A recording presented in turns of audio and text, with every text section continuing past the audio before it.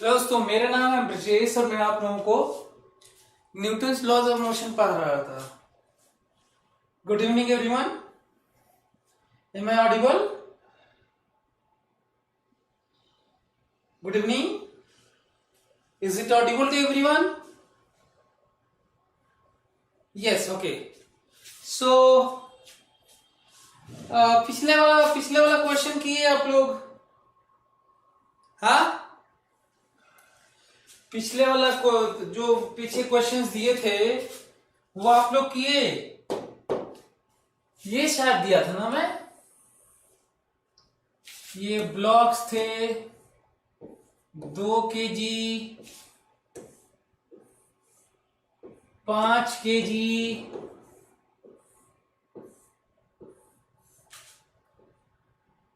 3 kg, 40 Newton, यही था?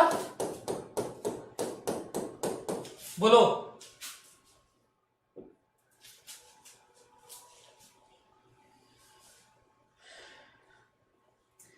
Yes, okay. सो surface smooth है तो फ्रिक्शनल फोर्स नहीं लगेगा। स्ट्रिंग मासलेस है, इसका भी ख्याल रखेंगे। एक्सिलरेशन बताना होगा तो हम लोग इकट्ठा सोच के बता सकते हैं, और किसी जगह पर्टिकुलर जगह हमें कहीं पे force of interaction is called tension बताना होगा तो हम लोग वहां से सेपरेट मान के कर सकते हैं। आप लोगों को ये भी याद होगा कि एक तो ये है कि हम लोग सबका फ्री बॉडी डायग्राम अलग अलग बना लें, इसमें कोई दो राय नहीं है, ये भी ठीक है। आप इसका अलग फ्री बॉडी डायग्राम बनाइए, इसका अलग बनाइए, इसका अलग बनाइए, फिर सॉल्व करिए। तो चलिए मैं इकट्ठा वाला कर लेता हूँ। फ्री बॉडी डायग्राम वाला हमको लगता है कि आप लोग समझ गए होंगे। This T1, this is T2। मैं इकट्ठा यदि मैं मानू ऐसे, this is system, whole as a system. So F बराबर MA, F बराबर MA, so A equals to 4। तो ये पूरा सिस्टम खिंचा रहा है 4 से, पूरा सिस्टम खिंचा रहा है 4 मीटर पर सेकेंड स्क्वायर से।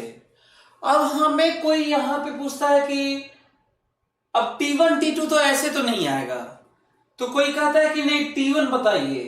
तो T1 बताने के लिए या तो हम इधर का पूरा मान लें ताकि ये बाहरी हो जाए, या फिर ये हम पूरा मान लें तो वो बाहरी हो जाए। और आपको पता ही है कि 4 से चल ही रहा है ये। तो यहां पे सोचू मैं, सो F बराबर, ये समझ पा रहे हो सिस्टम इतना? F बराबर M, और A तो जानते ही हो यही सबका है, और आंसर आ गया 1 न्यूटन। आंसर आ गया 1 न्यूटन। यदि कोई हमसे कहता है कि T2 बताइए, तो या तो मैं आगे का स्टडी कर लूंगा तो भी T2 आ जाएगा, या फिर मैं इतना स्टडी कर लूं, या तो मैं इधर से ये कर लूं, या इधर से ये कर लूं, या इधर से ये कर लूं, सबसे आएगा। और सबसे आसान पीछे वाले एज ए होल से आएगा। तो देखो इतना मैं सोच रहा हूं, यहां से लेके पूरा पीछे। सो T2 ही सबको एक्सिलरेट करा रहा होगा। अब ये T1 इंटरनल हो जाएगा, तो T2 बराबर मास, मास, ये मास देखो, मास इंटू एक्सेलरेशन। आंसर आ गया। बोलो भाई, आइडिया तो लग ही रहा है कि क्या करना चाहिए। तो हमें लग रहा है कि आप लोग समझ रहे होंगे, बहुत ही आराम से, बहुत अच्छे से समझ रहे होंगे। सो अगला क्वेश्चन,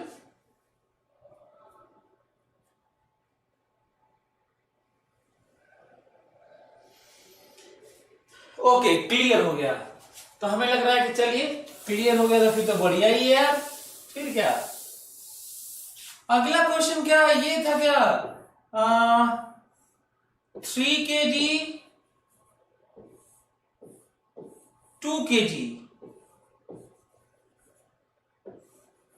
100 न्यूटन। ये था, ये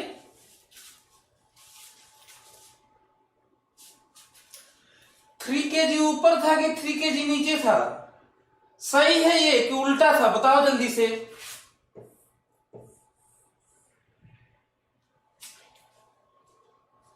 सही है, सही है।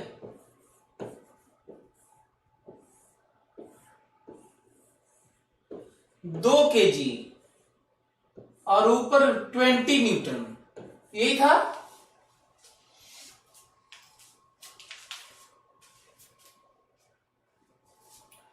क्वेश्चन है, आप कर सकते हैं, बहुत बहुत सिंपल सी बात है, एक्सपेरिमेंट घर पे कर सकते हैं। एक ब्लॉक है, उसमें रस्सी बांध के दोनों एक साथ ऐसे उठाने की बात हो रही है, इस तरह से। कहा जा रहा है एक्सेलरेशन बताइए ना, कहा जा रहा है कि एक्सेलरेशन बताइए और टेंशन बताइए। चलिए एक्सेलरेशन टेंशन बताते हैं। एक्सेलरेशन बताने के लिए आपको पता है मैं इकट्ठा सोचूंगा। वैसे तो आपको बता चुका हूं कि एक्सेलरेशन कहीं भी बताने के लिए इकट्ठा सोचना ज्यादा अच्छा होता है। सो यदि मैं कहूं जिस तरह का मैं इकट्ठा सोच रहा हूं एज अ होल, बताओ what is mass of the system? Come on, what is mass of the system? Mass बताइए, इसका मास बताइए। मास कितना मास है? 5 kg। अर्थ कितने से खींच रही होगी बताओ? अर्थ कितने से खींच रही होगी? 50 से mg। अब बताओ पूरे सिस्टम पर ऊपर 100 लग रहा है और mg 50 लग रहा है, ये सिस्टम ऊपर जाएगा कि नीचे जाएगा? ऑब्वियस सी बात है ऊपर जाएगा। नेट फोर्स बताओ। एक्सेलरेशन होता है net force by mass. So 100 minus 50 by 5 kg, that is 10 metre पर सेकेंड स्क्वायर अपवर्ड। अब हमसे कोई ये कहता है कि टेंशन बताइए। हमसे कोई कहता है कि इस रस्सी में टेंशन बताइए, या 3 kg के बीच में टेंशन बताइए, या 2 kg के बीच में टेंशन बताइए। चाहे इस रस्सी का भी मास दे दिया होता तो कोई फर्क नहीं पड़ता, कुछ भी पूछेंगे मैं बता सकता हूं। यहीं से आप कहेंगे यहां पे टेंशन बताइए, तो यहां से मैं ये स्टडी कर लूंगा, इतना ही, ताकि ये ऊपर वाला बाहरी हो जाए। चाहे ये स्टडी कर लूंगा इतना, तो ये वाला बाहरी हो जाएगा। इक्वेशन लिखता हूं इसके लिए, बस इतने के लिए। आपको पता है ये भी ऊपर जा रहा है, यहां पे t ऊपर, t माइनस, अब ये 50 मत देखना यार, बस इस पे फोकस करो। t माइनस 20 है इस बार, 50 मत करना, ये तो पूरे सिस्टम के लिए 50 था। इतने ही पे फोकस करो। t माइनस 20 बराबर मास इंटू एक्सेलरेशन, तुम्हें पता है। बताओ t बराबर कितना आया? 40 न्यूटन। आंसर है, आंसर है। जल्दी से नोट कर लो और इसी तरह से सोच के इसको ट्राई कर लो। जो लोग नहीं कर पाए हो इसको करो जल्दी से। आपके पास टाइम है 1 मिनट, इस पे सोचने का टाइम है आपके पास 1 minute. Come on, do it fast.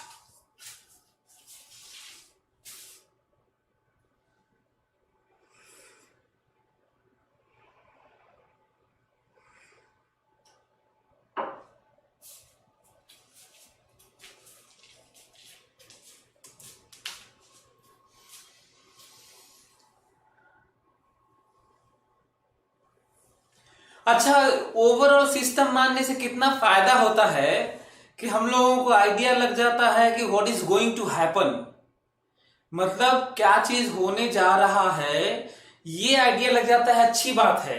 अलग अलग फ्री बॉडी डायग्राम से वैसे भी याद होगा कि मैं कई बार रिपीट किया हूं कि फ्री बॉडी डायग्राम से पता नहीं चलता कि होगा क्या।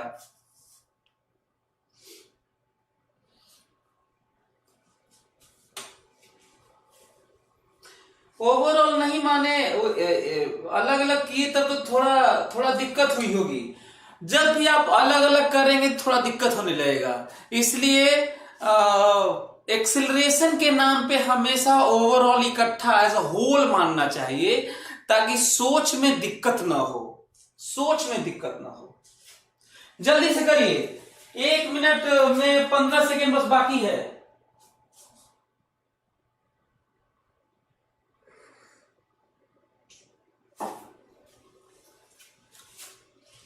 हो गया? चलिए मैं करता हूं। कई बच्चे एक्सेलरेशन माइनस माइनस कुछ करके बता रहे हैं।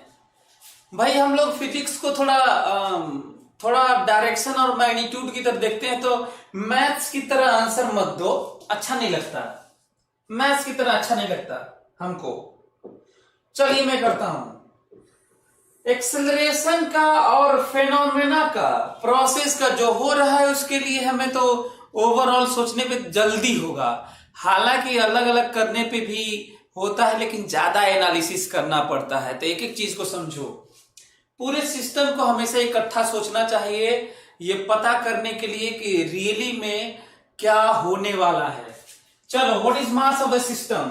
5 kg, नीचे 50। आप हमको बताओ, इस सिस्टम को तुम पकड़ के खींच रहे हो ऊपर की तरफ 20 न्यूटन से, पकड़े हो, खींच रहे हो, रस्सी बंधी हुई है, पकड़ के खींच रहे हैं, और नीचे है 50। बताओ ये किधर, ये सिस्टम किधर जाएगा? ऊपर जाएगा कि नीचे जाएगा? नीचे जाएगा।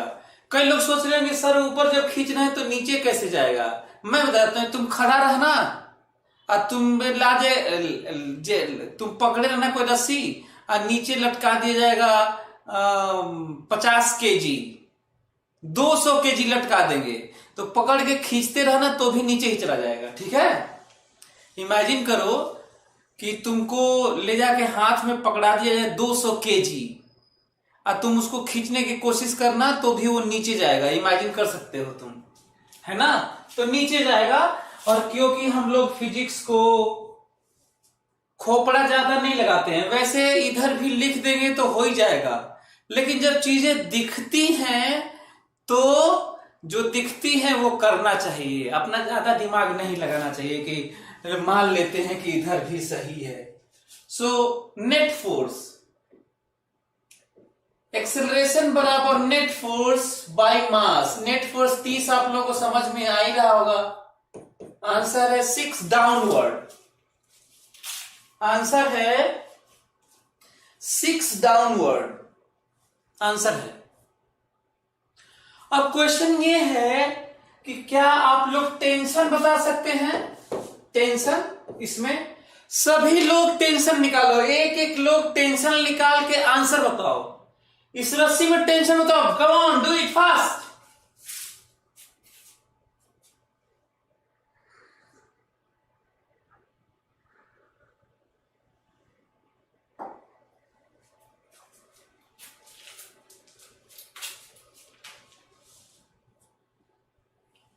एक न्यूटन टेंशन नहीं, ज्यादा टेंशन होगा यार, 8 न्यूटन नहीं होगा।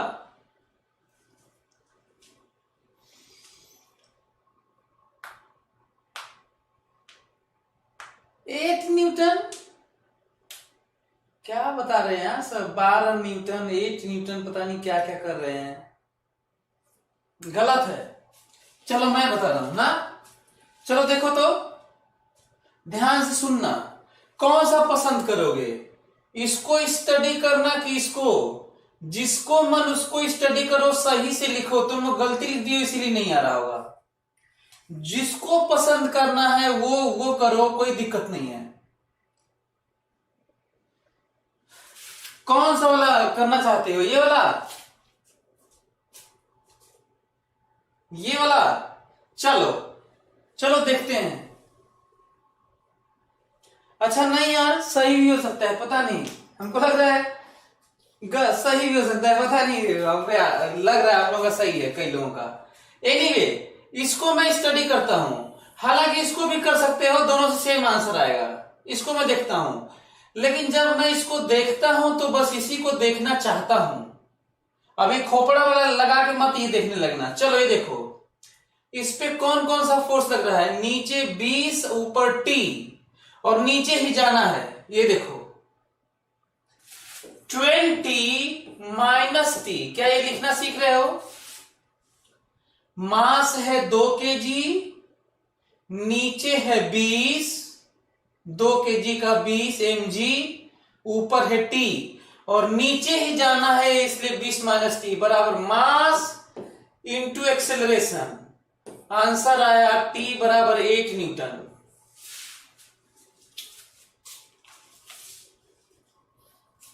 आंसर आया T बराबर 8 न्यूटन। तो जिनका 32 आया था, जिनका 12 आया था, जिनका बहुत कुछ इधर उधर आ रहा था, तो पहले मैं गलती कहा था, पहले मैं गलत कहा था, वो हमें ध्यान नहीं दिया। हमको लगा कि 20 इधर 50 इधर, टेंशन काफी ज्यादा हो रहा होगा, लेकिन क्योंकि एक्सेलरेशन इधर की तरफ है तो इसको यहाँ पे कम हो रहा होगा। तो सही है आप लोगों का, जिनका 8 न्यूटन है बिल्कुल सही है, और हमको लग रहा है कि सभी लोग समझ भी रहे हैं, बहुत बढ़िया। तो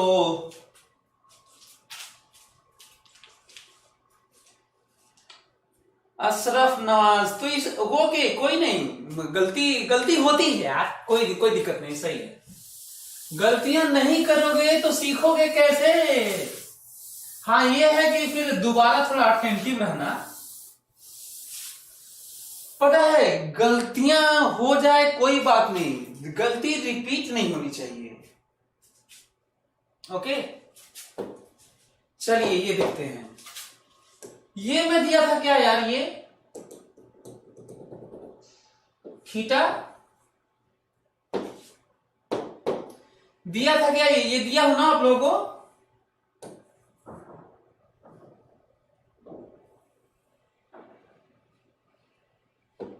बोलो, ये आप लोगों को दिया था करने के लिए?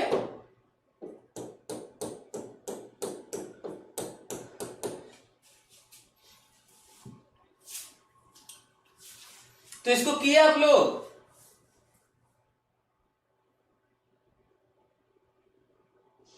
हुआ? जी साइन थीटा।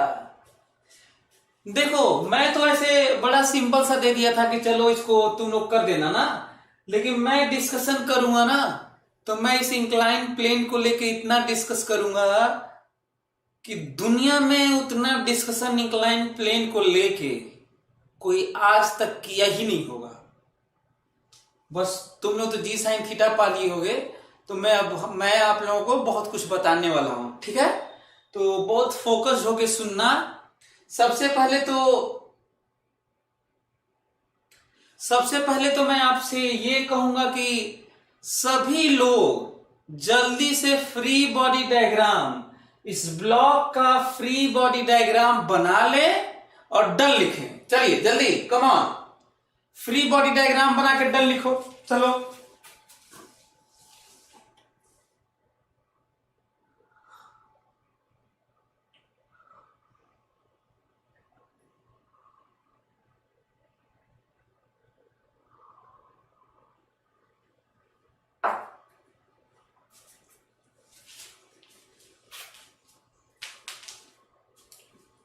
लिखो यार, सभी लोग लिखो यार भाई।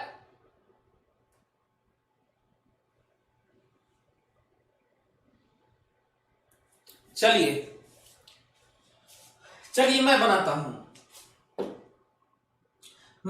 हूं फ्री बॉडी डायग्राम। ध्यान से सभी लोग देखें।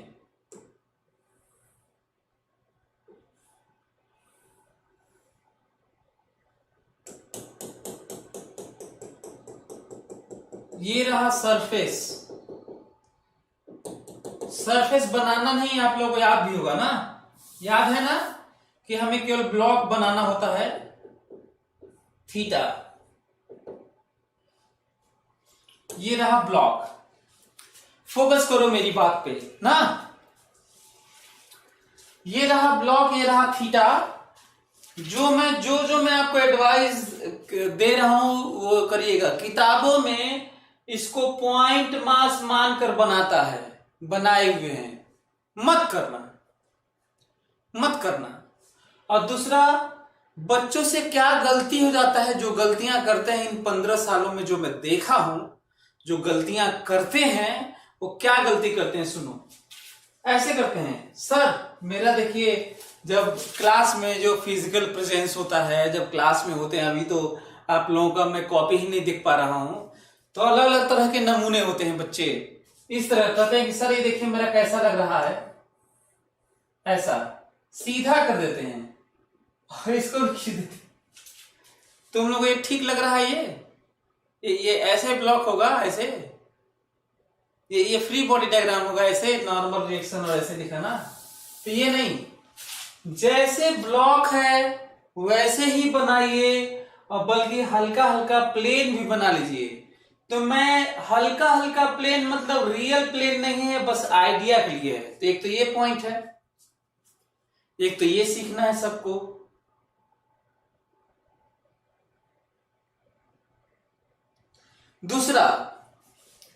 दूसरा जो सीखना है, याद करो अब हमें एक बार जिसका फ्री बॉडी डायग्राम बनाना है, फोटो केवल उसी का। ये हल्का हल्का बस आइडिया के लिए, ये प्लेन नहीं बनाया हूं, ये मत समझना। देखो यहां ये प्लेन है, ये प्लेन नहीं है, प्लेन की जगह आइडिया के लिए मैं खींच दिया हूं ताकि थीटा दिखे। रही बात सबसे पहले mg दिखाने की, तो दिखा दिया, mg दिखा दिया। और दूसरा, नहीं पॉइंट मास नहीं बनाना है, जो मैं कहता हूं वो आपको फॉलो करना है सबको, ठीक है। दूसरा, कांटेक्ट गिन सकते हो, कांटेक्ट गिन सकते हो यहां से, ओरिजिनल फोटो से, बस प्लेन कांटेक्ट है, इसके अलावा कोई कांटेक्ट नहीं। जबरदस्ती टेंशन रस्सी का मत दिखा देना ना, कुछ भी दिखाने लगते हैं केवल। And this is plane of contact into the body normal reaction, this is an complete free body diagram, यही है, बस हो गया, इतना ही। ये जो दिख रहा है इतना ही फ्री बॉडी डायग्राम है, ठीक है, इतना ही फ्री बॉडी डायग्राम है। इस फ्री बॉडी डायग्राम में into the body, plane contact का इनटू द बॉडी जहां पे भी, फिलहाल केवल यहां पे है तो इनटू द बॉडी, और बाद में तुम इसको बढ़ा भी सकते हो, तुम्हारे ऊपर है, मन करता है कर लो कि हाँ सर वही वाला ये एन है, ठीक है, हमें कोई दिक्कत नहीं है। लेकिन शुरू में मत करो, शुरू में वैसे ही करो जैसे मैं आपको सिखा रहा हूं। दूसरा, एक बड़ा स्टेटमेंट सुनो, बड़ा statement, conditional motion, constraint motion, direction in which that body और system is allowed to move, ये आइडेंटिफाई करना बहुत जरूरी है ताकि हम लोग अच्छा वाला XY एक्सिस मान सके। कौन सा वाला? अच्छा वाला XY एक्सिस मान सके। क्वेश्चन ये है कि ये आइडेंटिफाई करने से अच्छा वाला XY एक्सिस कैसे माना जा सकता है? वैसे तो किस तरह का याद है तुम लोगों को? Free body diagram, XY axis consideration, resolving of forces, writing down equation of motion, calculation and get the answer, किसी भी क्वेश्चन के लिए है। सो XY एक्सिस कैसा वाला मानोगे तो आएगा, तो इसका आंसर है कैसा वाला भी मानोगे। This is X, this is Y, this is X, this is Y, this is X, this is Y, this is X। कितने तरीके से XY माना जा सकता है बताओ जल्दी से, कितने तरीके से XY एक्सिस मान सकते हो रिजॉल्व करने के लिए? इनफाइनाइट तरीके से। कितने तरीके से? इनफाइनाइट तरीके से। और किस तरह के एक्सिस मानने से आएगा? इनफाइनाइट तरीके से में से कोई भी किसी भी तरह का एक्स वाई मान लेना आ जाएगा। बस अंतर इतना होगा कि कुछ कठिन वाला एक्स वाई होगा, कुछ आसान वाला। तो हम कठिन वाला क्यों करें? ये भी अपने आप में बड़ी चीज है कि पता कर लिया जाए आसान वाला कौन सा है। तो यदि मैं एक्स वाई एक्सिस हॉरिजॉन्टल और वर्टिकल मानूं तो बताओ रिजल्ट आएगा कि नहीं? यदि मैं हॉरिजॉन्टल और वर्टिकल मानूं तो रिजल्ट आएगा कि नहीं? आएगा, आएगा, लेकिन कठिन होगा, कठिन होगा, है ना। अब क्वेश्चन ये है कि आसान कौन सा होगा? तो आसान ये वाला होगा, आसान ये वाला होगा। यदि हम लोग इसको x मान लें, प्लेन के अलोंग x मान लें और इसके अलोंग y मान लें। अच्छा, एक एक्सिस कैसे मालूम चला कि ये आसान वाला है? मैं बता देता हूं। ब्लॉक जिधर मूव करे, एक्सिलरेट हो, इधर एक्सिलरेट हो, that block is allowed to move along this, तो उसके अलोंग x मान लो, परपेंडिकुलर अपने आप y हो जाएगा। यदि कोई ब्लॉक इधर अलाउ हो, इससे पहले इधर ही अलाउ, इससे पहले इधर अलाउ था, याद है? इधर अलाउ हो तो इधर x मान लो, इधर y, कोई एक तो इधर मान लो। यदि इधर अलाउ हो तो ऐसे मान लो, यदि इधर अलाउ हो तो उधर मान लो। जिधर अलाउ हो मूव करना, चल रहा हो, उधर ही एक x मान लो, परपेंडिकुलर अपने आप y हो जाएगा। ठीक है, और वो सबसे आसान होगा। अब तुम पूछोगे कि सर वो वाला क्यों सबसे आसान होगा? रीजन भी है इसका।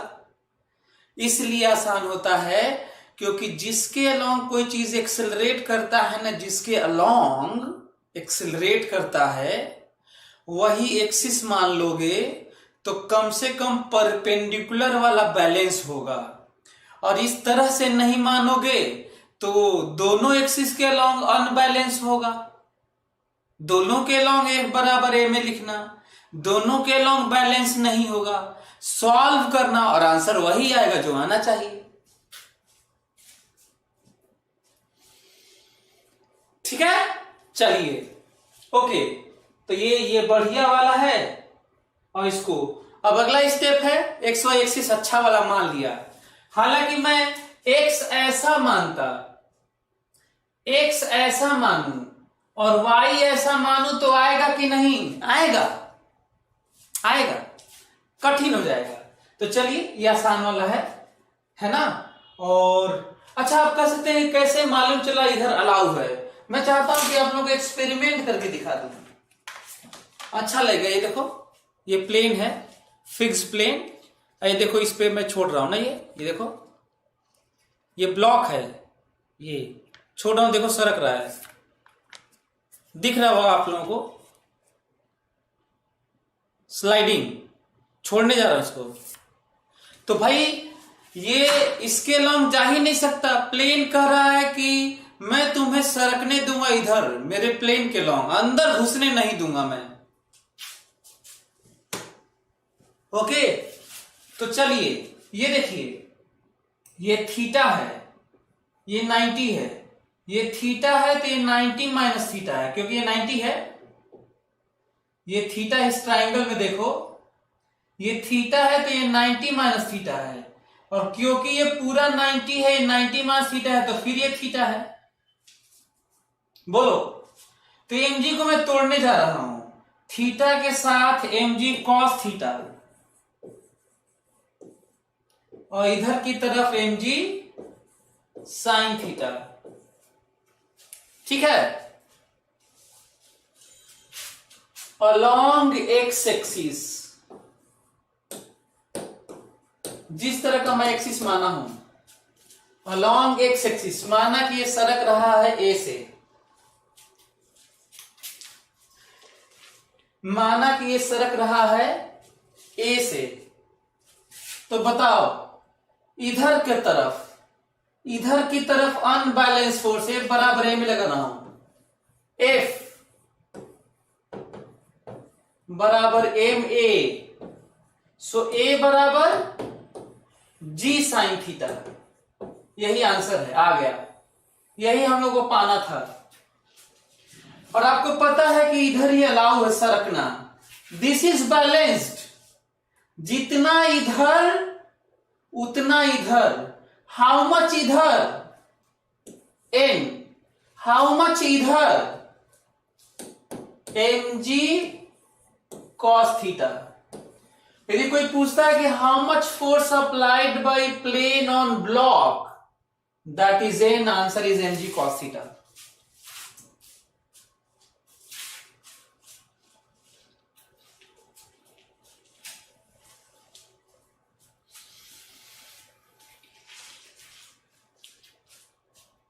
अच्छा ये देखो, यदि हम लोग ऐसे माने होते, मान लो हॉरिजॉन्टल एक्सिस और वर्टिकल एक्सिस माने होते, मान लो हॉरिजॉन्टल एक्सिस और वर्टिकल एक्सिस माने होते, तो क्योंकि एक्सेलरेशन इधर था, तो इस एक्सेलरेशन का कुछ इधर भी कंपोनेंट होता, कुछ इधर भी।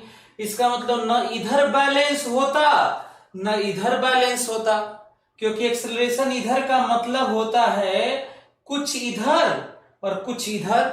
इसका मतलब दोनों तरफ बैलेंस नहीं है, और दोनों तरफ बैलेंस नहीं है मतलब F बराबर एम ए लगाना होगा दोनों तरफ और सॉल्व करना होगा, और आंसर आएगा और यही आएगा, यही दोनों आएगा, रिजल्ट भी आएगा।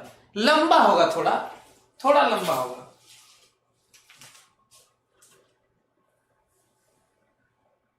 तो हमें लग रहा है कि आप लोग इस चीज को समझ रहे होंगे। अब मैं आप लोगों को बता रहा हूं, ध्यान से सुनो।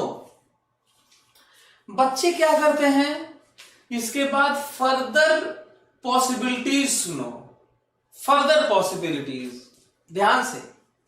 गड़बड़ क्या करते हैं बच्चे, सोचते हैं ना कि ये जी साइन थीटा है ये, और हमेशा ही है, ये एम जी कॉस थीटा है, हमेशा ही है। नहीं, इमेजिन करो कि ये किसी लिफ्ट में है,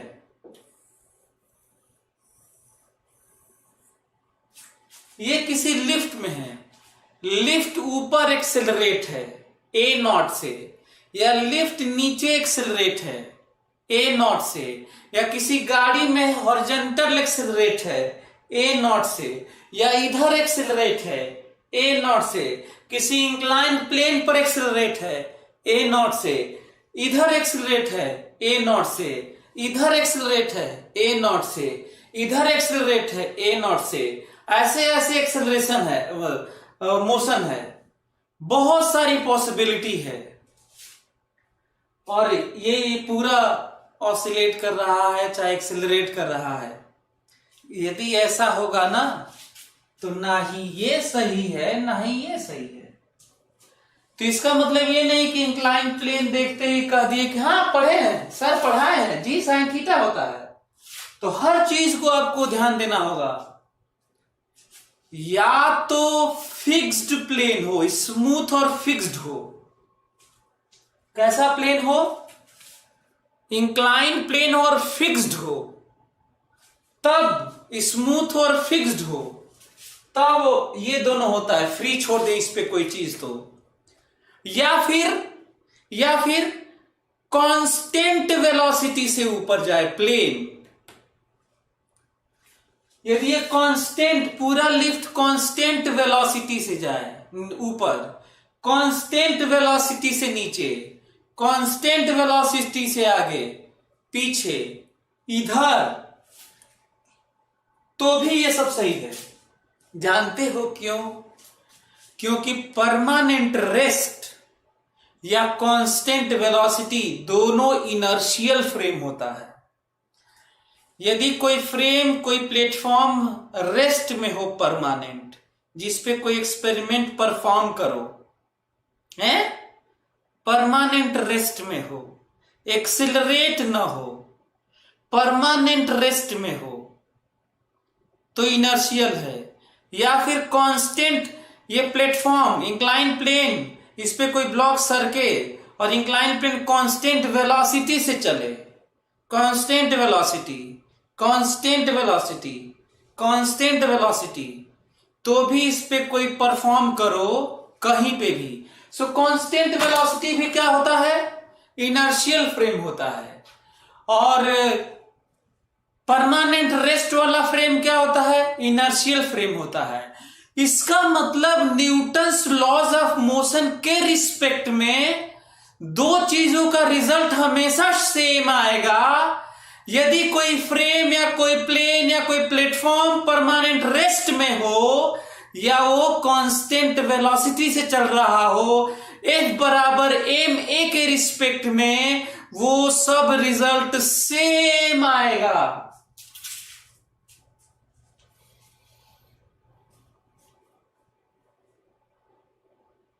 नहीं उत्कर्ष,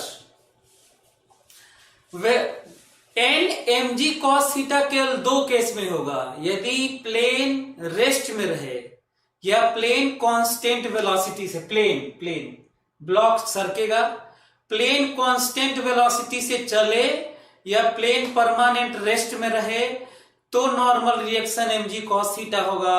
यदि फ्रेम एक्सिलरेट हो गया तो एम जी कॉस थीटा नहीं होगा,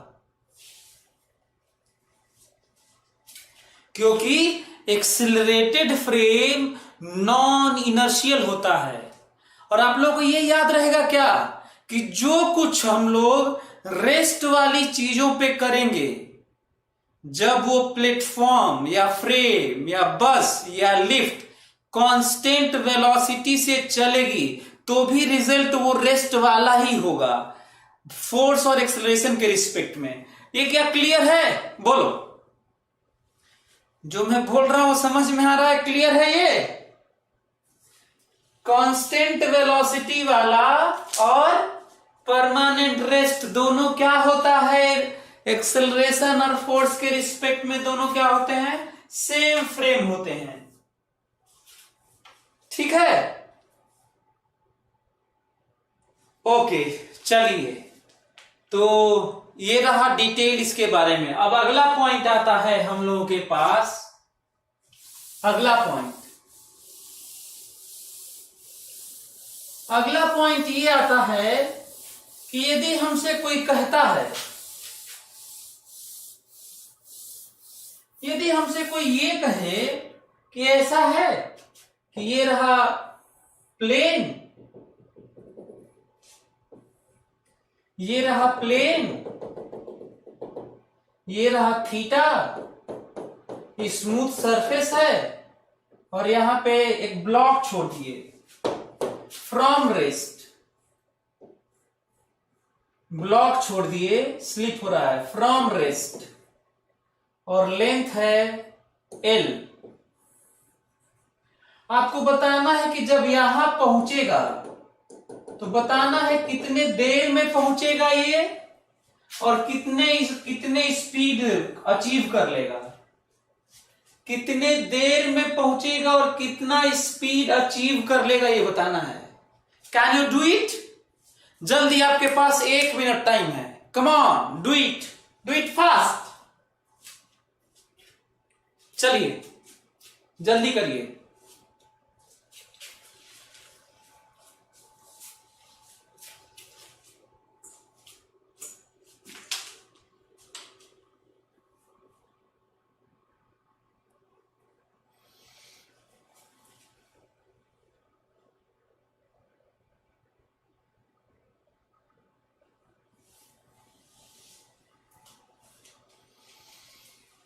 वतन, आपने वो स्पीड बताया जिसमें मैं h दिया ही नहीं हूं, g तो वेल नोन है, व्हाट इज h? तो ऐसा आंसर मत बताया करो, उस टर्म में आंसर नहीं बताना है जो मैं डेटा में क्वेश्चन में दिया ही नहीं हूं। तो कम से कम आज सीख जाओ वतन, कम से कम आज ये सीख जाओ कि आपको उसके टर्म में आंसर करना होता है जो डेटा क्वेश्चन में दिया गया होता है।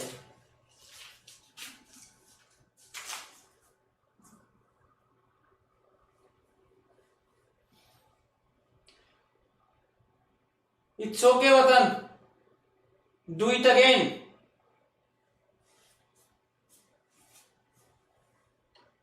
अशरफ नवाज का है √2l/g sin theta. Good, right answer, सही है। स्पीड बताओ अशरफ, स्पीड बताइए।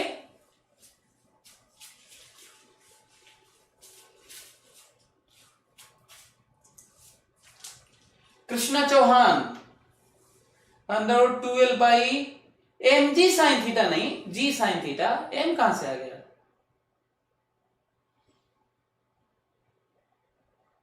Ashraf Nawaz V2L, what is 2L यार? डायमेंशनल इनकरेक्ट बता रहे हो। VL के टर्म में बता, L बता दिए।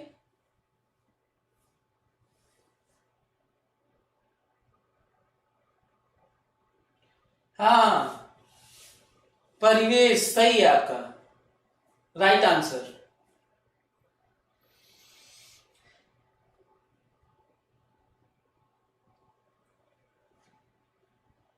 चलिए मैं करता हूं। आप लोगों को पता है, आप लोग फ्री बॉडी डायग्राम ये सब बना लीजिएगा। और हम लोगों को पता है, वेल नोन, हम लोग जानते हैं कि इधर की तरफ एक्सेलरेशन कितना है, a बराबर g साइन थीटा है। मान लो हम लोग ये नहीं जानते हैं तो NLM लगा के निकालना होगा, जो कि अब जान चुके हैं, ऑब्वियस है। आपको पता है क्योंकि g साइन थीटा कांस्टेंट है, इसलिए हम 3 इक्वेशन 9वीं क्लास का v बराबर u plus A T, s बराबर U T plus half A T square, v square बराबर u स्क्वायर प्लस 2as लगा सकते हैं। पर ध्यान रखना, बड़ी बात, मैं इसलिए लगा पा रहा हूं तीनों इक्वेशन जो खूब रटे हो, क्योंकि a कांस्टेंट है। जहां a कांस्टेंट नहीं होगा वहां आप नहीं लगा सकते, बड़ा पॉइंट है। तो मैं लगाने जा रहा हूं क्योंकि a कांस्टेंट है, ठीक है। u0 दिया ही है, मैं सेकेंड इक्वेशन लगाने जा रहा हूं, s बराबर U T plus half acceleration है g sine theta T square, और t आंसर आ गया √2l/g sine theta. Complete, complete.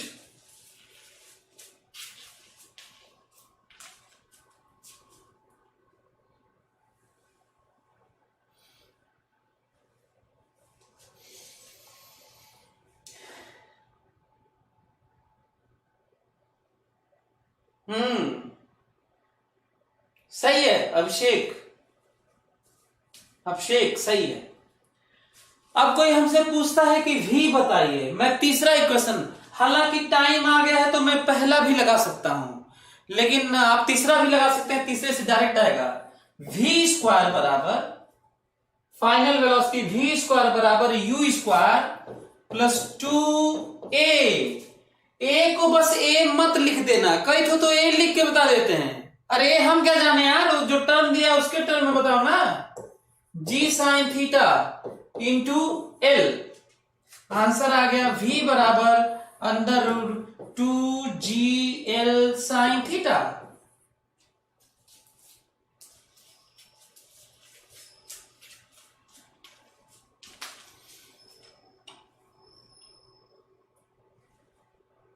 Platform rest में है, प्लेटफॉर्म रेस्ट में है।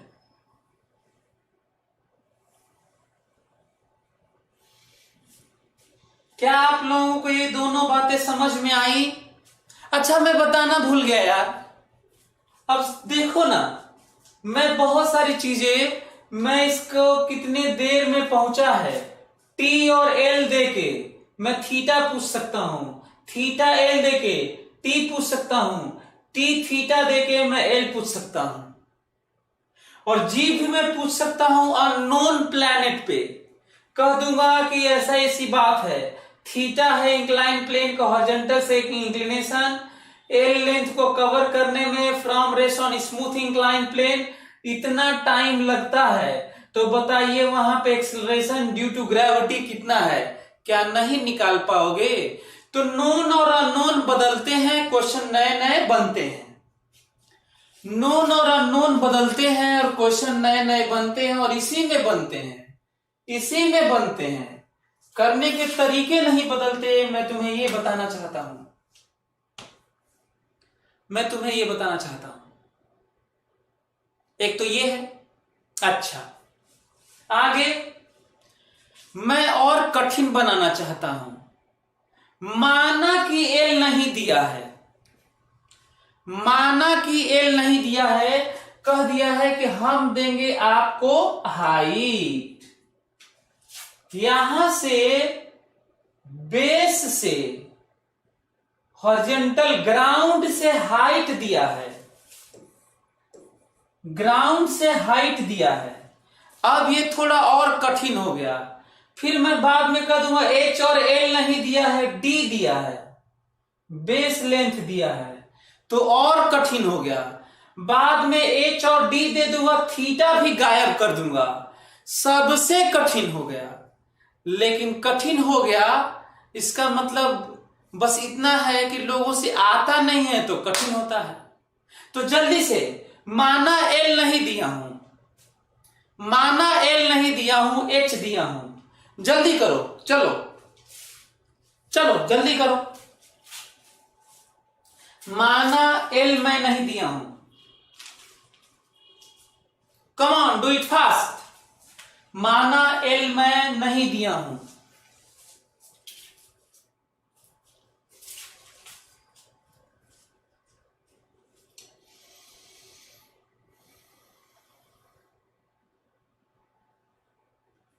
मैं क्या करता हूं? अच्छा, एल नहीं देने का मतलब समझते हो? मैं तुम्हें बता देता हूं, ध्यान से सुन लो। यदि कोई एच देगा ना, मान लो क्वेश्चन में एच दिया है, एच दिया है और थीटा दिया है, स्मूथ दिया है, ब्लॉक यहां से छोड़ा गया है, एच दिया है, तो मैं एल नहीं दिया है तो भी मैं एल मानूंगा, एल मानूंगा और यही लिखूंगा, पर आंसर नहीं है, अभी सब्स्टिट्यूट करना है। बताओ साइन थीटा बराबर क्या होगा? जरा इसमें देख के बताओ। एच बाई एल होगा, तो बताओ एल बराबर क्या होगा? एच बाई साइन थीटा होगा। बोलो एल बराबर, तो एल को एच के टर्म में हटा लो, एल को एच के टर्म में हटा लो, इस एल को ये ले जाके यहीं पे रख लो, तुम्हें मिलेगा 1 by sine theta under root 2h by G. करके देख लो, करके देख लो, कर लो, देख लो।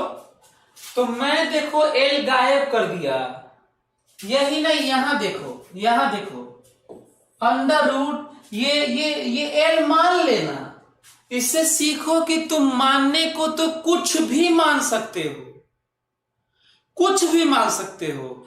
जिस तरीके से तुम प्रैक्टिस किए हो, कंफर्टेबल फील करते हो, वही वाला सब मान के निकाल दो, लेकिन फिर से सब्स्टिट्यूट करके उस टर्म में रखो जो गिवन है, क्योंकि उसे रिजल्ट नहीं कहेंगे, क्योंकि आप अपने से माने हैं। तो देखो अपने से माने हैं, एल नहीं दिया था तो भी माने हैं, रख देता हूं यार 2g। What is l? h by sine theta into sine theta, sine theta cancel, under root 2gh। Answer है, आंसर है, थीटा ही नहीं है उसमें। मैं आप लोगों को यह भी बताना चाहता था।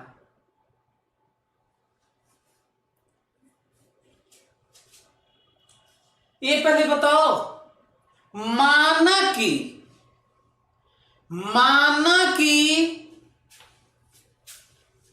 एच नहीं दिया है और एल भी नहीं दिया है, थीटा दिया है और बेस लेंथ डी दिया है, बेस लेंथ डी दिया है और थीटा दिया है, और यहां से रेस्ट से छोड़ दिए हैं।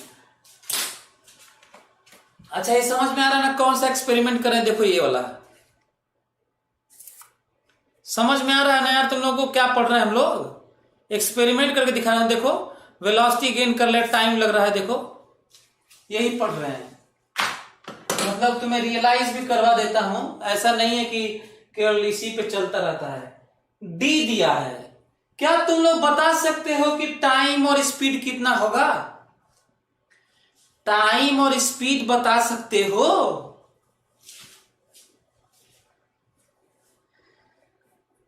मैं बताता हूं आपको, तब भी मैं एल मानूंगा, क्योंकि चलना तो इसी पर है, इसीलिए जिस पे चलना है उसका आइडिया ज्यादा जरूरी है। तो लो एल पहुंचना है, एल नहीं दिया है, ठीक है कोई बात नहीं, ये आएगा ये आएगा। एल हटाने जा रहा हूं कॉस थीटा से, कॉस थीटा बराबर D by L. So what is L? That is d by cos theta. आपको पता है यहां पे रख लेना d बाई कॉस थीटा, और यहां पे रख लेना d बाई कॉस थीटा। हो गया आंसर, कर लेना, आंसर है, बढ़िया आ गया। Here d by cos theta, here d by cos theta, और आंसर आ जाएगा। सोचो कितनी पॉसिबिलिटी है, कितनी पॉसिबिलिटी है। नहीं, ये समझना ज्यादा जरूरी है।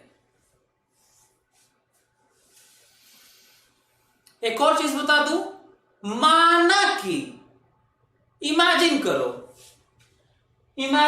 थीटा ही गायब कर दिए, करें कि न एल देंगे न थीटा देंगे, हम देंगे एच और डी, बेस लेंथ देंगे, हाइट देंगे, ब्लॉक को छोड़ देंगे, बताना है कितना स्पीड और कितने टाइम। कहेंगे हम देंगे एच और डी, मैं बताऊं आपको, बता देता हूं। एल की जगह रखना जहां जरूरत पड़े under root h square plus d square, और यदि थीटा की जरूरत पड़े ना, थीटा की, तो थीटा बराबर साइन थीटा बराबर क्या लिखना? H by under root h square plus d square. नया क्या लिख लोगे? बोलो। हम कह रहे हैं कि क्या बाकी सारी चीजें एच और डी के टर्म में नहीं लिख लोगे? यहां पे तुम्हें साइन थीटा चाहिए ना, तो क्या साइन थीटा कितना होगा बताओ? साइन थीटा रखना है, क्योंकि थीटा तो नहीं रहना चाहिए, क्योंकि थीटा दिया नहीं है। तो मैं बता रहा हूं साइन थीटा होगा h by under root h square plus d square, ठीक है? बोलो, थीटा नहीं देगा? नहीं देगा, सब्स्टिट्यूट करेंगे, हो गया। सोचिए कितने कठिन क्वेश्चंस पूछे जा सकते हैं, अनलिमिटेड।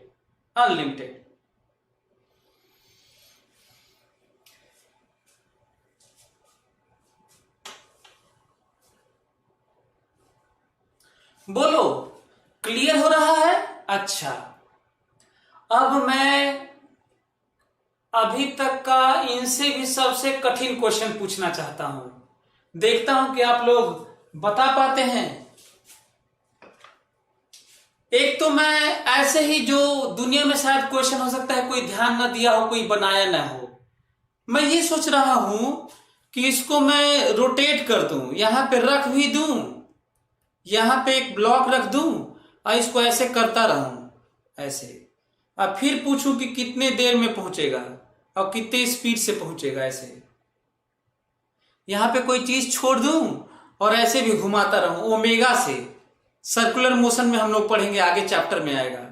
लेकिन ये, इसके लिए हमें क्या करना होगा, क्या करेंगे, ये इंटरेस्टिंग पॉइंट है।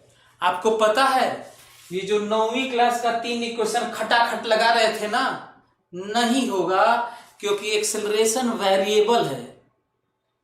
एक्सेलरेशन क्या है भाई? ये वेरिएबल है, आप ऐसे नहीं लगा सकते, एक्सेलरेशन वेरिएबल है। क्यों नहीं लगेगा? क्योंकि एक्सेलरेशन वेरिएबल है। हमें फंडामेंटल से करना होगा, हमें बेसिक से करना होगा, और ये बहुत ही ज्यादा कठिन क्वेश्चन है।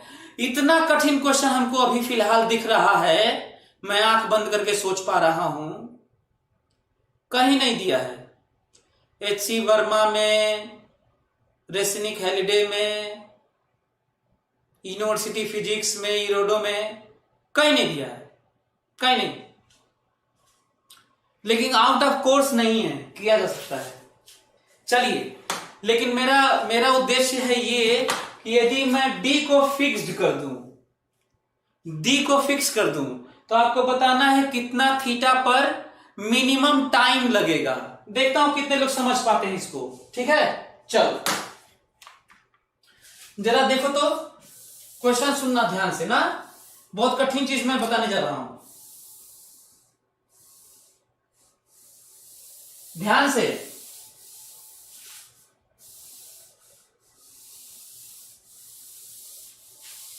मेरा क्वेश्चन ये है, फोकस करो तो, मेरा क्वेश्चन ये है,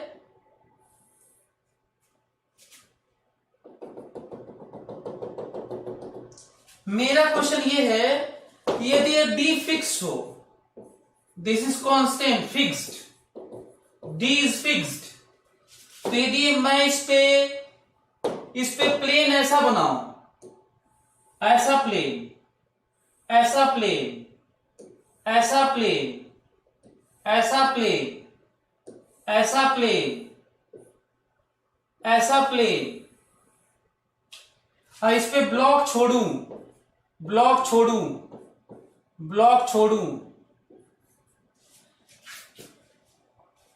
डी सब का बेस फिक्स है। आपको बताना है कि किस एंगल के लिए, कितने एंगल पर ये मिनिमम टाइम में पहुंचेगा, आपको बताना है।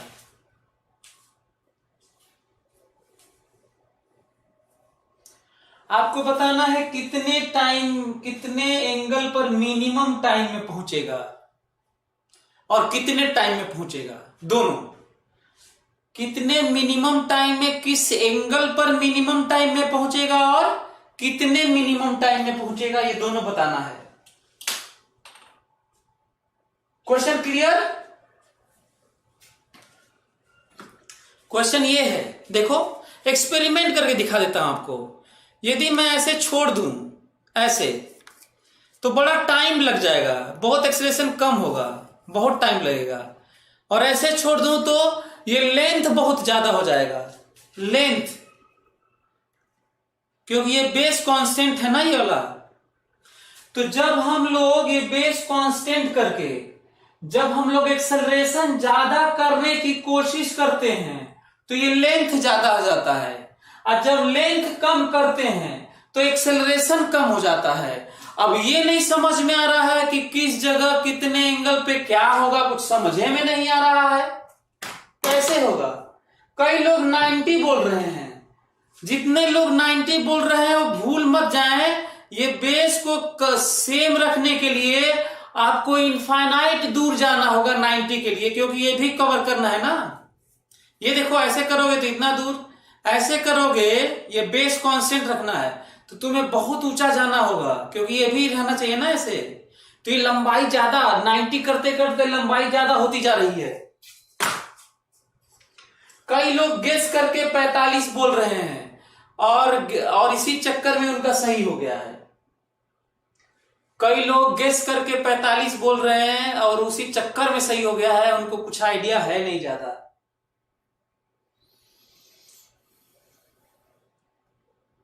उत्कर्ष टेंडिंग टू 90 कर लो, नॉट एग्जैक्टली 90।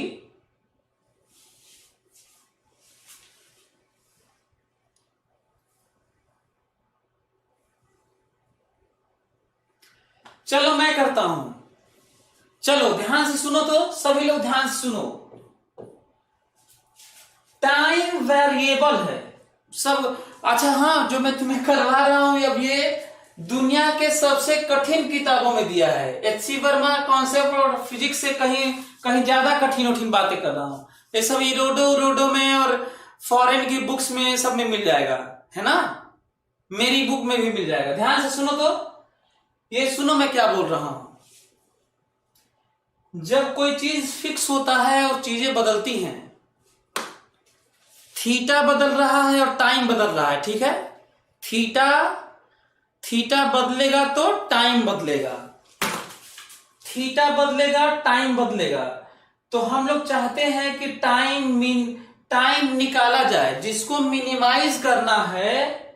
मिनिमम टाइम कहा जा रहा है, तो मैं टाइम ही निकालूंगा, पर ऐसा निकालूंगा कि उसमें एक वेरिएबल होगा, दूसरा नहीं होना चाहिए। यही रीजन है कि याद करो, मैं ये पढ़ा दिया हूं, this is d by cos theta, l is nothing but this L,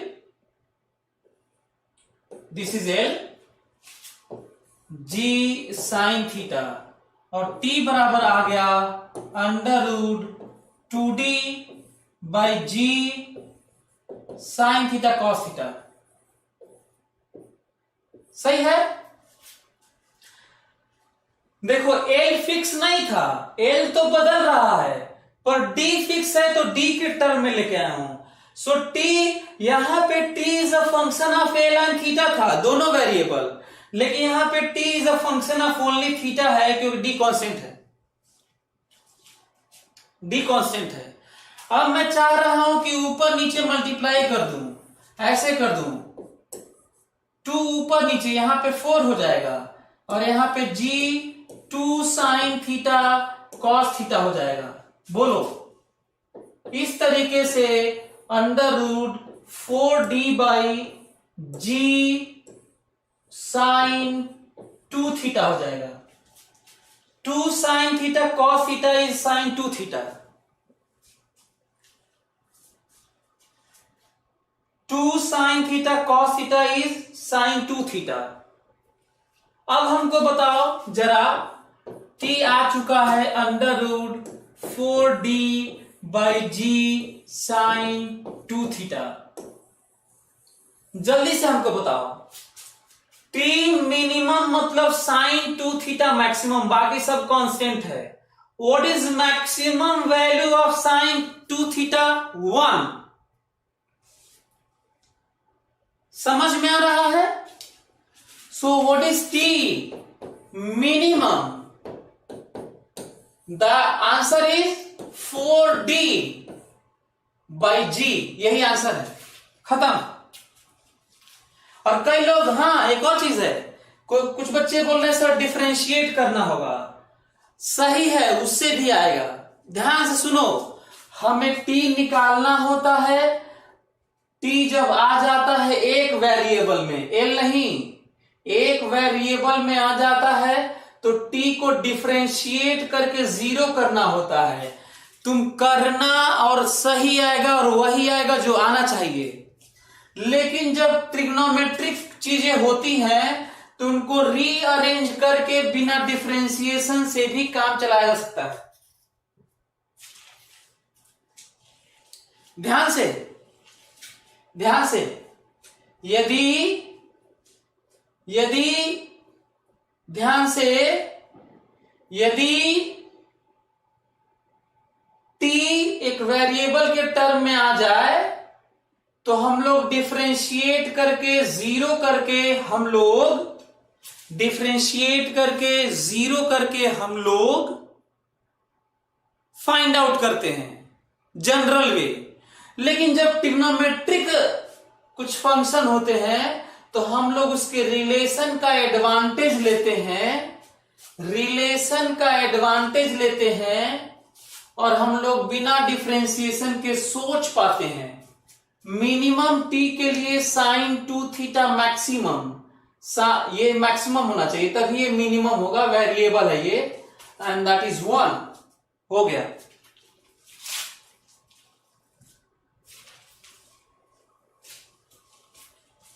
दूसरा, यदि ये मिनिमम है for minimum t sine 2 theta बराबर 1, सो 2 थीटा बराबर 90 डिग्री, सो थीटा बराबर 45 डिग्री।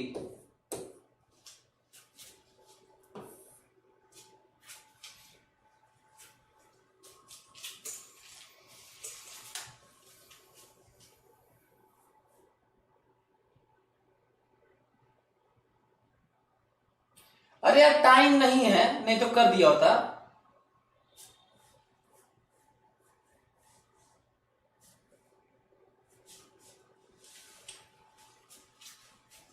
टाइम नहीं है। अरे कुछ तुम लोग भी करो यार, इसको डिफरेंशिएट करो, इसको डिफरेंशिएट करो, कुछ तुम लोग भी कर लो यार। अच्छा है डिफरेंशिएशन, धीरे धीरे सीखना, मतलब धीरे धीरे चीजें एडअप होती रहेंगी। अचानक डिफरेंशिएशन दुनिया का सबसे बड़ा मैथ्स कहा जाता है, उसको अचानक तुम लोग सीखना चाहते हो, तो तुम लोग धीरे धीरे डिफरेंशिएशन सीखना, अपना करते रहो। तो हमें लग रहा है कि आप लोगों को बहुत मजा आया होगा।